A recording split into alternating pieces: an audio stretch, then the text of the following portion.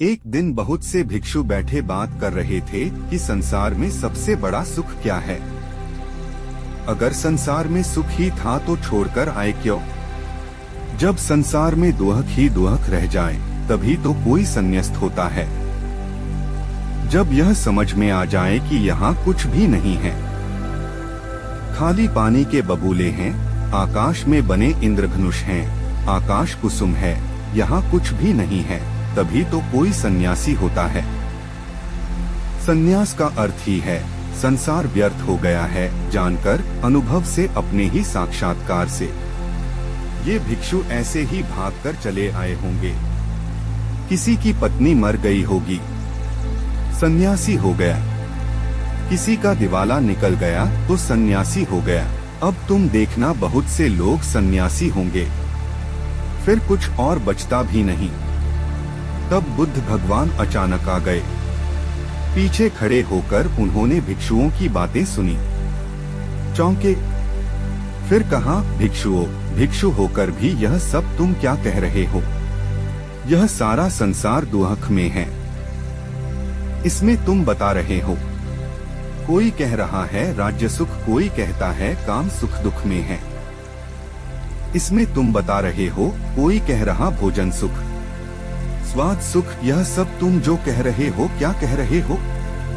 यह सुनकर मुझे आश्चर्य होता है। अगर इस सब में सुख है तो तुम यहाँ आ क्यों गए? सुख भी आभास है, बुद्ध ने कहा, दुहक सत्य है और सुख नहीं है ऐसा नहीं। पर संसार में नहीं है। संसार का अर्थ ही है जहाँ सुख दिखाई पड़ता है और है नहीं। जहाँ आभास होता है, प्रतीति होती है, इशारे मिलते हैं कि है, लेकिन जैसे जैसे पास जाओ पता चलता है नहीं है। फिर सुख कहाँ है?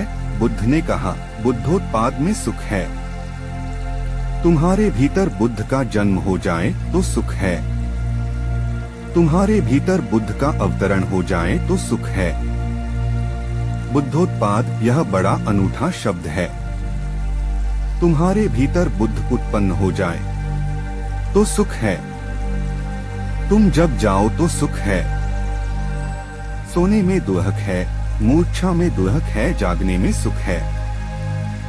धर्म श्रवण सुख है, तो सबसे परम सुख तो है बुद्धोत्पाद, कि तुम्हारे भीतर बुद्धत्व पैदा हो जाए। अगर अभी यह नहीं हुआ तो नंबर 2 का सुख है, जिनका बुद्ध जाग गया उनकी बात सुनने में सुख है।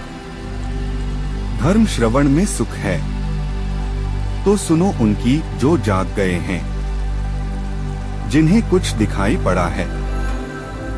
गुनो उनकी, लेकिन उसी सुख पर रुक मत जाना।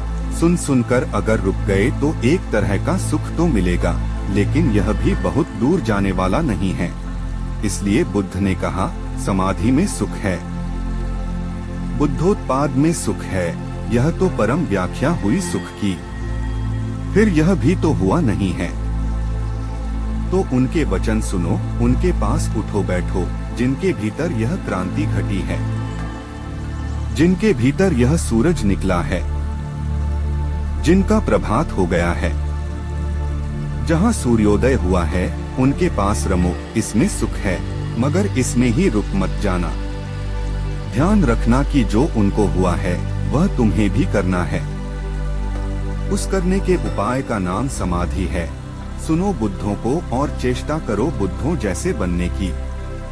उस चेष्टा का नाम समाधि है। उस चेष्टा का फल है बुद्धोत्पाद। सुनो बुद्धों के वचन, फिर बुद्धों जैसे बनने की चेष्टा में लगना, ध्यान, समाधि, योग। और जिस दिन बन जाओ उस दिन परम सुख,